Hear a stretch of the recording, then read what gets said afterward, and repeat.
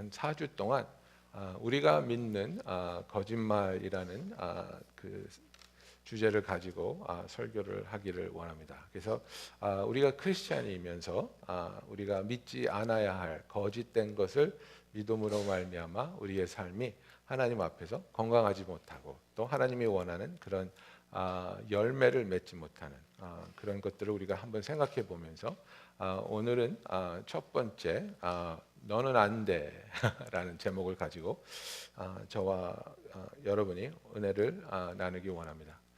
이 거짓말이라는 것, 그죠? 그리고 우리가 믿어서는 안 되는 이 거짓된 것들을 우리는 때로는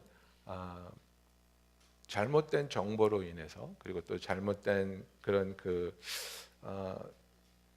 경험을 통해서 믿게 될 때가 많이 있습니다. 그래서 여러분들 아이들 키우시면서 아이들이 그 당근, 캐럿 안 먹으려 그러면 뭐라 그래서 이거 먹어, 이거 먹으면 눈 좋아져. 해보셨어요? 안 해보셨어요? 네. 과학적으로 당근 먹어도 눈 절대로 좋아지지 않습니다. 예, 이거 거짓말이에요. 특히 한국에서 이건 좀 더 두드러지는데 하얀색 계란보다 갈색 계란이 더 영양가가 높다. 전혀 차이 없습니다. 이 껍질은 그냥 닭 종류에 따라 그렇게 색깔이 변하는 거예요. 하얀 닭은 하얀 달걀을 낳고 밤색 닭이 밤색 달걀을 그냥 낳는데요. 그리고 아이들이 또 하는 말이 있죠. 5-second rule이라고 들어보셨어요? 5-second rule. 맛있는 걸 땅바닥에 떨어뜨렸는데 5초 안에 집으면 먹어도 된다. 이거 아이들이 하는 얘기예요. 치킨 너겟이 아까울 때 5-second 주워 먹는 애들이 있어요.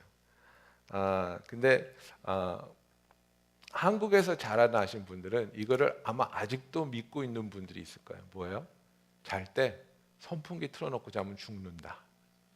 예, 여러분 이게 세계 어느 곳에서도 이런 얘기하는 민족은 없습니다. 우리나라만 그렇습니다. 그래서 그 인터넷을 찾아보면 그런 얘기를 하는 사람들이 많아요. 왜 한국 사람들만 선풍기를 틀면 죽을까?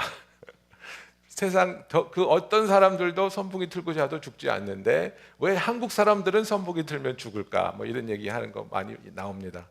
우리가 잘못된 정보를 사실이라고 받아들이기 때문에 그렇게 되는 거죠.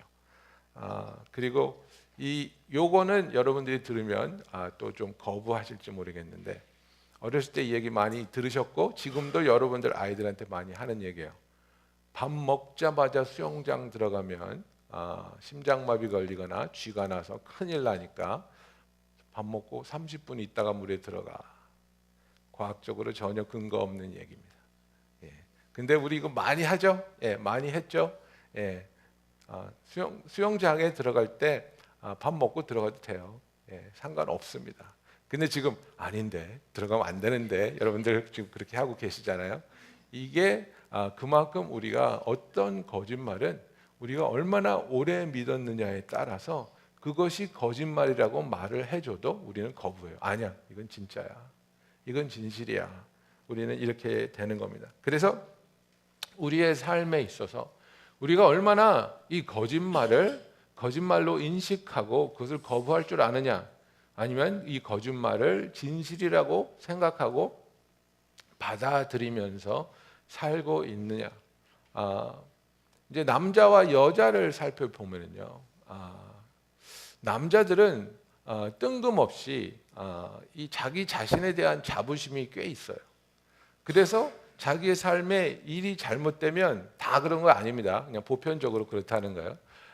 웬만한 남자들은 일이 잘못되잖아요. 그러면 다 다른 사람 탓이에요. 직장 상사가 이렇고 뭐 내 팔자가 이렇고 하여간에 다른 사람 때문에 내 일이 안 풀려요.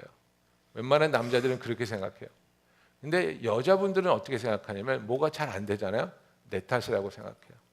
그래서 어린아이가 태어나서 어린아이를 키우기 시작하면 얼마나 힘듭니까? 경험이 없는데 애가 왜 우는지, 애를 어떻게 달래야 되는지, 우유를 얼마나 어떻게 먹여야 되는지 모르잖아요. 아무리 들어도.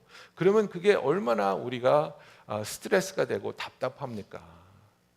근데 애가 왜 이렇게 울지? 나는 애를 왜 이렇게 못 보지? 나는 정말 나쁜 아빠야. 그러면서 눈물 흘리는 아빠 봤습니까? 아니요. 애가 이상하네. 그래요. 그런데 엄마들은 어떻습니까? 엄마들은 내 탓인 거예요. 내가 좋은 엄마가 아닌가 봐. 내가 왜 애를 이렇게 잘 못 보지? 내가 애를 왜 이렇게 잘 못 안아주지? 왜 우리 아이는 이렇게 계속 울까? 나한테 뭔가 잘못이 있나 보다. 내가 아이를 사랑해 주지 못하나 보다. 그래가지고 내 자신 안에서 그 잘못을 발견하려고 해요. 그래서 이게 어떤 현상을 가지고 오냐면, 여자들은 여자의 그 아이덴티티를 공격하는 말에 굉장히 예민하고 그것으로부터 큰 상처를 받으면서도 잘 받아들여요. 근데 남자들은 이 거짓말, 자기의 그 잘못을 인정하지 않기 때문에 다른 사람들을 향해서 공격적으로 변합니다. 네가 나쁜 부이니까 이런 거야. 네가 나쁜 엄마니까 이런 거야. 그죠? 남편들이 애들이 잘못되면 하는 말 뭡니까? 항상 하는 말 뭡니까? 도대체 애를 어떻게 가르쳤길래 이런 사고를 쳐? 그죠? 자기는 안 가르쳤나? 그죠? 근데 꼭 부인한테 그러잖아요. 도대체 애를 어떻게 가르쳤길래 애가 이런 일을 해? 그죠? 다른 사람한테 잘못을 찾으려고 한다는 겁니다. 여러분, 내가 얼마나 거짓말을 받아들이는데 익숙해져 있고, 그리고 그 반대로 진리를 받아들이는데 익숙하지 못한가, 여러분 생각해 보셨습니까? 만일 어떤 사람이 와서 여러분에게 정말 아름다우십니다, 정말 젊어 보이십니다, 여러분 어떻게 받아들이십니까? 왜 이러세요, 왜 이러세요? 아니에요, 나 정말 아니에요. 그죠? 거부해요. 근데 당신 정말 못생겼네, 당신 정말 살 많이 쪘네, 그러면 그죠, 내가 굉장히 네거티브한 거는 아멘으로 받아들이고, 예? 정말 나를 칭찬하고 나를 긍정적으로 평가하는 것은 다 아닙니다. 그죠?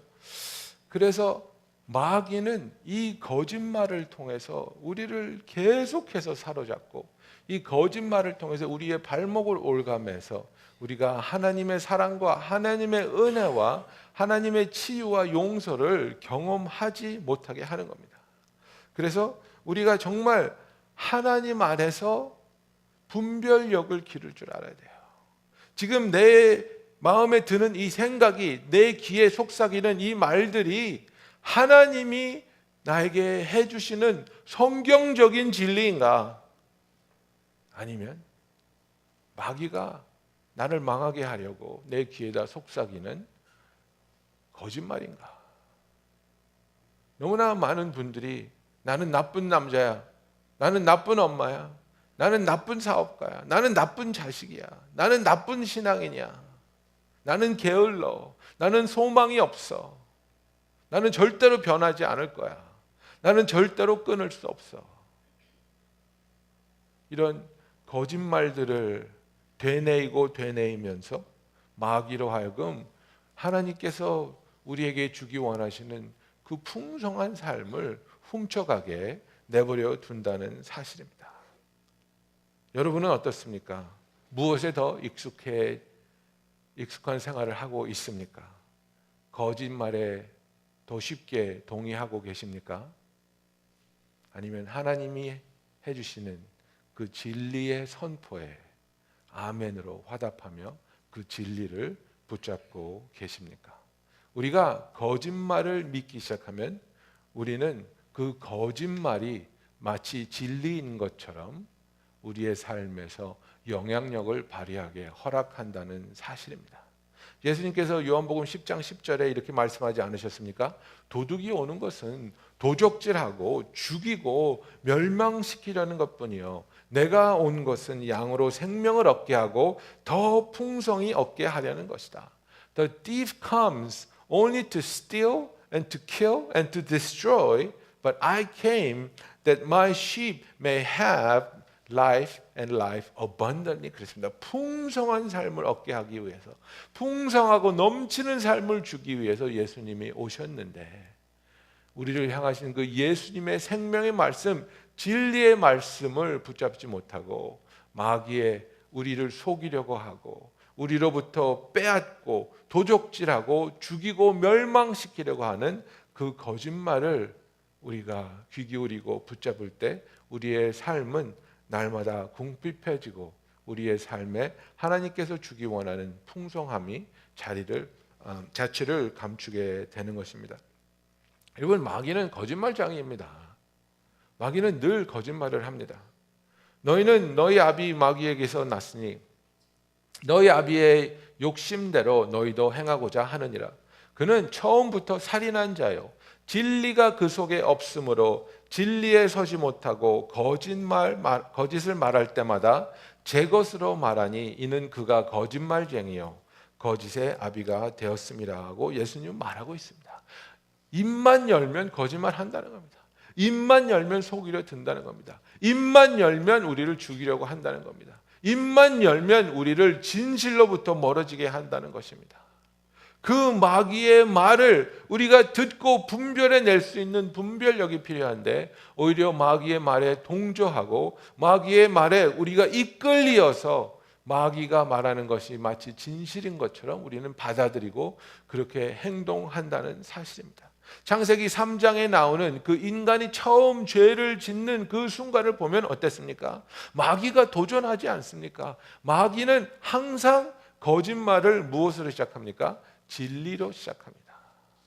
진리로 시작하는데 완전한 진리가 아니고 진리의 모든 것을 가지고 시작하는 것이 아니라 진리의 일부분만 가지고 시작합니다. 여러분, 아이들하고 얘기해 보세요.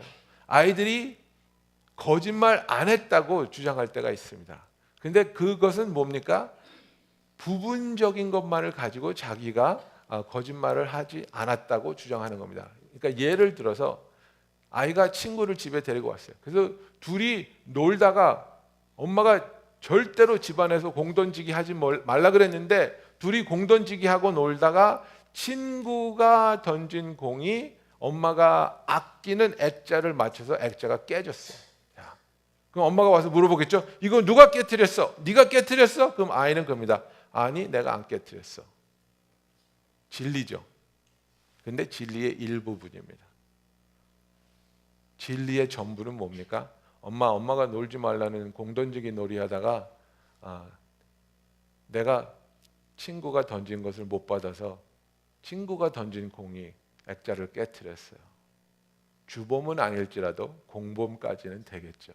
근데 그거는 싹 빼놓고 뭐라 그럽니까? 아니, 나 안 깨트렸어. 내가 하지 않았어. 이게 partial truth입니다. 그래서 법원에서 선서할 때 뭐라 그럽니까? You promise to tell the truth, the whole truth, and nothing but the truth. 이렇게 물어보지 않습니까? 진리를 부분적으로 얘기하는 사람은 거짓말장애입니다. 마귀가 그렇게 우리를 항상 교란시킵니다. 여자에게 물어 이르되 하나님이 참으로 너희에게 동산 모든 나무 열매를 먹지 말라 하더냐. 그죠?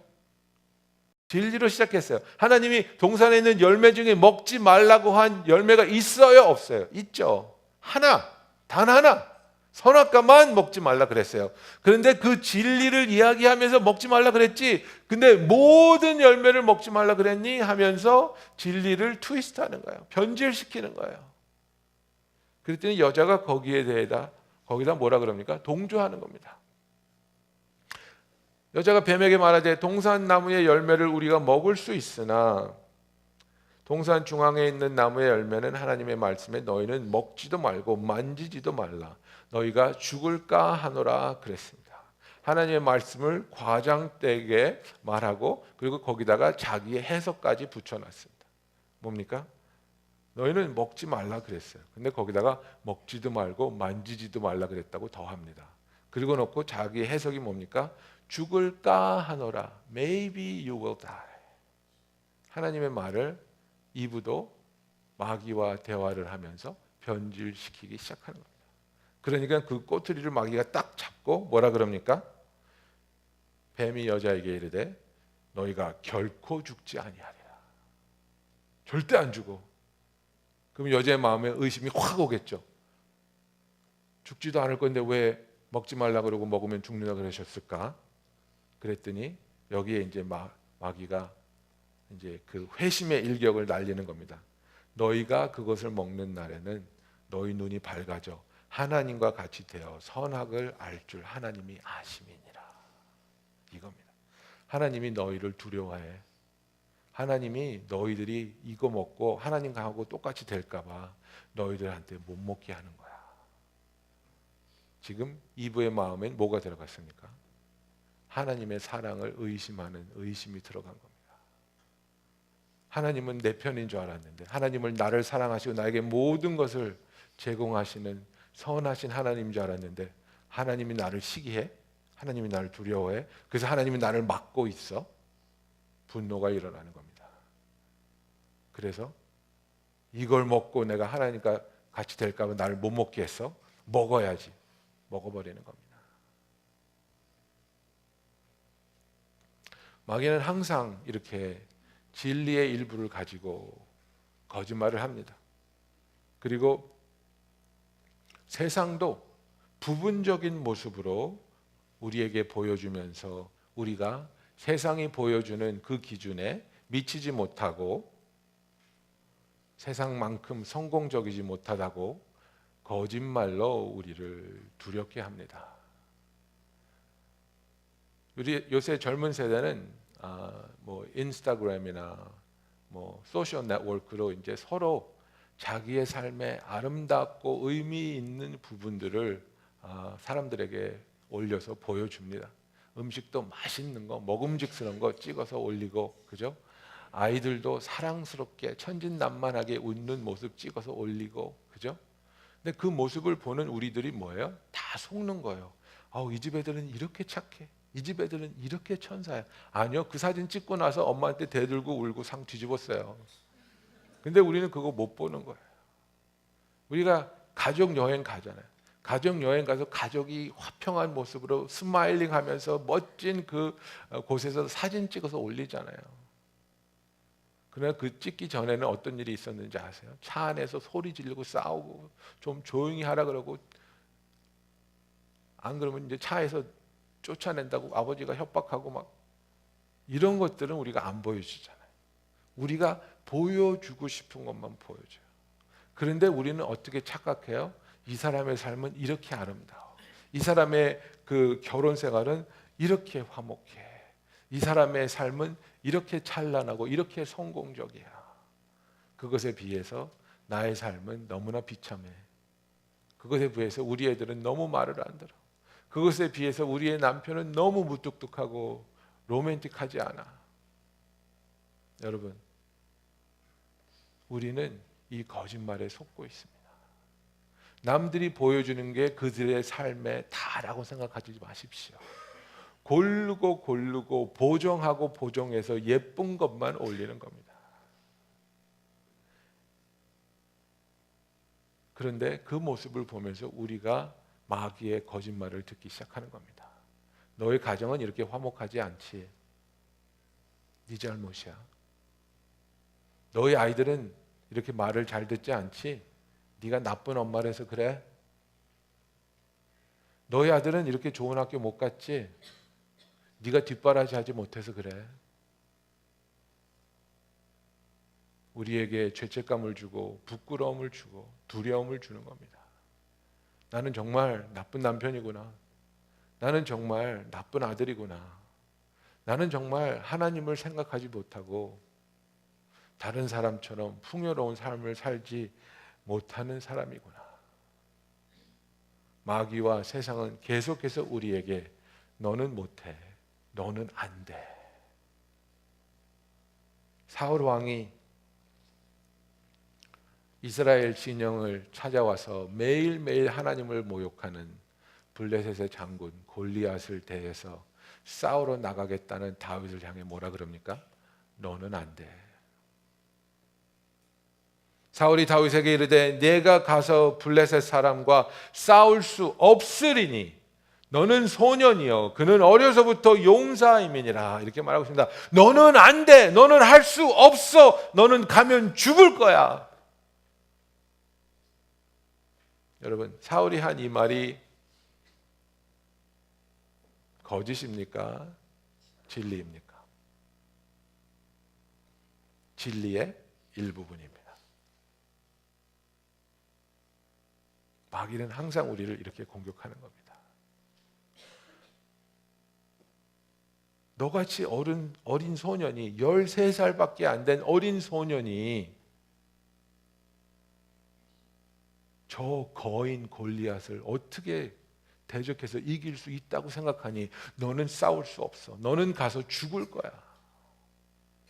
그런데 그것이 진리이긴 한데 진리의 전부가 아니고 진리의 일부분입니다. 왜 그렇습니까? 우리의 힘으로는 할 수 없지만 하나님의 능력으로는 할 수 있기 때문입니다. 다윗이 뭐라고 말합니까? 다윗이 뭐라고 말합니까? 여호와께서 나를 사자의 발톱과 곰의 발톱에서 건져내셨은즉 나를 이 블레셋 사람의 손에서도 건져내시리이다. 이것이 저와 여러분의 진리를 대하는 하나님 앞에서의 신앙 고백이 되기를 예수님의 이름으로 축원합니다. 여러분, 우리는 이 세상이 우리에게 보여주는 것이 진리라고 착각하면 안 됩니다. 세상은 항상 진리의 일부분만을 보여주면서 이것이 다라고 말합니다. 절대로 그렇지 않습니다. 이 육신을 가진 우리가 육체적으로 보고 느낄 수 있고 만질 수 있는 것이 다가 아니라 이 세상에는 항상 영적인 세계가 존재하고 우리가 육체적으로 할 수 있는 것이 다가 아니라 하나님께서 창조하신 영적인 존재로서 우리는 하나님 앞에 나와 무릎 꿇고 기도하며 부르짖어 하나님이 우리와 함께 하시고 우리를 도우시고 우리를 대신해서 싸우시는 하나님의 도움의 손길을 체험하는 저와 여러분이 되기를 예수님의 이름으로 축원합니다. 그래서 고린도후서 5장 7절에 보면 이는 우리가 믿음으로 행하고 보는 것으로 행하지 아니함이로다라고 말하고 있습니다. We walk by faith and not by sight 이렇게 말하는 겁니다. 눈에 보이는 것만 가지고 싸우고 그것만 가지고 사는 게 아니라 믿음으로 산다는 겁니다. 믿음으로 나아간다는 겁니다. 믿음으로 하나님을 의지하고 믿음으로 우리가 처한 공경에서 이겨내는 것을 경험한다는 겁니다. 우리가 할 수 없는 것을 알기 때문에 사울이 틀렸습니까? 틀리지 않습니다. 다윗아 너는 싸울 수 없어. 이길 수 없어. 맞습니다. 틀린 얘기 아닙니다. 그러나 진실의 반밖에 얘기하지 않았습니다. 너는 싸울 수 없지만 하나님은 하실 수 있어. 다윗의 고백이 그겁니다. 나는 할 수 없습니다. 그러나 나를 사자의 발톱에서 곰의 발톱에서 구원해내신 하나님이 하실 겁니다. 이것이 우리가 진리를 전체적으로 보고 하나님을 절대적으로 신뢰하면서 고백할 수 있는 저와 여러분이 되기를 원합니다. 여러분, 그래서 우리가 하나님 앞에 나와 우리의 삶을, 우리의 마음을, 우리의 모든 것을 그분께 내어드려야 하는 것입니다. 로마서 12장 1절 2절에 보면 그러므로 형제들아 내가 하나님의 모든 자비하심으로 너를 권하노니 너희 몸을 하나님이 기뻐하시는 거룩한 산 제물로 드리라. 이는 너희가 드릴 영적인 예배니라 라고 말하고 있습니다. 내가 하나님의 모든 자비하심으로 너에게 권한다. 하나님의 자비함으로 권한다는 게 무슨 뜻이겠습니까, 여러분? 여러분, 자비는 무엇입니까? 자비는 not receiving something we deserve입니다. 내가 마땅히 받아야 할 것을 받지 않는 것이 자비입니다. 내가 마땅히 하나님으로부터 받아야 할 심판을, 그 벌을, 지옥의 형벌을 받지 않도록 하나님이 기다려주시고 참아주시는 것이 자비입니다. 그런데 사도 바울이 하나님의 모든 자비를 통해서 내가 너에게 권하는데 무슨 얘기입니까? 너희들 이 말 듣지 않으면 하나님의 자비가 모자랄 때가 온다는 겁니다. 하나님의 기다림이 끝날 때가 온다는 겁니다. 오래 참으시는 하나님이지만 그 오래 참음이 끝날 때가 온다는 겁니다. 그게 언제입니까? 너희 몸을 하나님이 기뻐하시는 거룩한 산 제물로 드리라. 이는 너희가 드릴 영적인 예배니라. 우리의 몸을 하나님께 영적인 예배로 기뻐하시는 거룩한 산 제물로 드리는 삶을 살지 않으면 하나님의 자비가 끝날 때가 온다는 겁니다. 이만큼 우리의 육체와 우리의 영은 연결되어 있습니다. 동떨어진 게 아닙니다. 우리의 몸을 거룩하시고 기뻐하시는 산 제물을 드리는 것이 우리가 하나님께 드릴 영적인 예배라고 말하고 있습니다. 여러분, 이것은 무엇을 말하고 있습니까? 이것은 우리가 영적인 존재로서 우리의 삶을 그냥 육신만 가지고 육신으로 느낄 수 있고 볼 수 있고 만질 수 있는 것으로 상황을 파악해서 나아가는 것이 아니라, 하나님, 이 뒤에 있는 영적인 세력은 무엇입니까? 이 뒤에 있는 영적인 배우자는 무엇이고 이 존재가 지금 나에게 하려고 하는 일이 무엇입니까? 우리가 분별할 수 있고 깨달아야 된다는 거예요. 여러분, 우리는 부부 사이에서도 그걸 잘 봐야 됩니다. 여러분의 남편이, 여러분의 부인이 당신의 원수입니까? 아닙니다. 사랑하는 존재입니다. 그런데 마귀가 그 사람의 말을, 그 사람의 생각을 통해서 원수라고 느끼게 만드는 겁니다. 내 남편을 원수라고 생각하시는 분들은 마귀에게 속고 있다는 사실입니다. 내 부인을 내 원수라고 생각하는 남편들은 마귀에게 속고 있는 겁니다. 지금 엄한 사람을, 엉뚱한 상대를 나의 적으로 선정했다는 겁니다. 정작 우리가 싸워야 될 적은 마귀인데, 마귀하고는 악수하고 친하게 지내면서 우리를 속이고 있는 마귀 때문에 정작 내가 보호하고 사랑해야 할 사람을 미워하고 원수처럼 여기는 것입니다. 그래서 우리가 항상 우리의 마음을, 우리의 생각을 하나님께 드려서, 하나님, 나에게 영적인 분별력을 허락하여 주시옵소서. 내가 내 자식 때문에 지금 마음이 이렇게 아픈데, 내가 내 배우자 때문에 마음에 이렇게 큰 분노가 일어나고 있는데, 내가 지금 내 직장에서 엄청난 굴욕을 느끼고 있는데, 하나님, 내가 지금 봐야 할 진실은 무엇입니까? 하나님 안에서 나는 누구입니까? 하나님은 지금 나를 어떻게 인도하고 있습니까? 그래서 12장 2절에 뭐라고 되어 있습니까? 너희는 이 세대를 본받지 말고 오직 마음을 새롭게 함으로 변화를 받아 하나님의 선하시고 기뻐하시고 온전하신 뜻이 무엇인지 분별하도록 하라. 여러분, 이 세대는 뭡니까? 이 세대는 삐지고 앙심을 품고 원수를 갚으려고 하고 나에게 상처를 준 사람을 끌어내리려고 하는 것이 이 세계입니다. 너도 한번 당해봐라. 너도 한번 내가 맛본 이 굴욕을, 이 쓰라림을 맛봐봐라 하면서 원수 갚으려고 하는 게 이 세대입니다. 우리는 이 세대를 본받으면 안 됩니다. 우리는 이 세대를 본받는 게 아니라 예수님의 말씀처럼 우리의 뺨을 치는 사람에게 다른 뺨을 돌려줄 수 있는, 우리의 원수를 사랑할 수 있는 마음을 가져야 되는데, 그것이 어떻게 이루어집니까? 오직 마음을 새롭게 함으로써 변화를 받는데, 새롭게 함으로써 변화를 받는다는 것은 무엇이냐면, 무엇이 영적인 진리인지를 분별할 줄 알아야 된다는 겁니다. 무엇이 영적인 진리인 줄을 깨달아야 된다는 겁니다. 아이들이 티네이저가 되면 반항을 하기 시작합니다. 부모에게 가슴에 못이 박히는 말을 서슴없이 합니다. 나 엄마 필요 없어. 나는 엄마 아빠 없었으면 좋겠어. 나 혼자도 잘 살 수 있어. 당신들은 나한테 귀찮은 존재들이야. 우리가 그걸 표면적으로 받아들이면 엄청나게 상처받고 자녀들과 우리의 사이는 심각하게 훼손될 수밖에 없습니다. 그러나 그 내면에 그 아이가 진짜로 부르짖는 건 뭡니까?